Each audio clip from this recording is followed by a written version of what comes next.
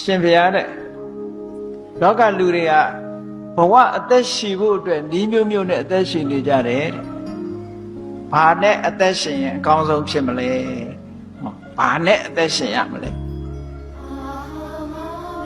လူတွေကတော့မျိုးမျိုးပေါ့အဖြေထွက်ကြမှာပေါ့ထမင်းစားပြီးအသက်ရှင်တဲ့လူရှိတယ်အလောက်ကိုင်းမျိုးမျိုးနဲ့အသက်ရှင်ကြတာရှိတယ်ဝန်ထမ်းအလုပ်မျိုးစုံနဲ့အသက်ရှင်ကြတာရှိတယ်အဲ့ဒါလို့အသက်မွေးအသက်ရှင်ဖို့လုပ်ငန်းတွေအများကြီးထဲမှာဘာနဲ့အသက်ရှင်တာအကောင်းဆုံးလို့ဆိုရင်မြတ်စွာဘုရားကဖြေတယ်ပညာဇီဝေဇီဝိတမဟုတ္တအသက်ရှင်ဖို့အသက်မွေးနေတဲ့ထဲမှာပညာနဲ့အသက်ရှင်တာအကောင်းဆုံးပဲအသိပညာနဲ့အသက်ရှင်တာအကောင်းဆုံးလို့ဆိုလို့လောကမှာအကောင်းဆုံးအကြောင်းကျိုးမှမသိတဲ့ပုဂ္ဂိုလ်ဘဝတယောက်ရဲ့အသက်ရှင်နေမှုဟာတန်ဖိုးမရှိပါဘူးဟုတ်ကဲ့လား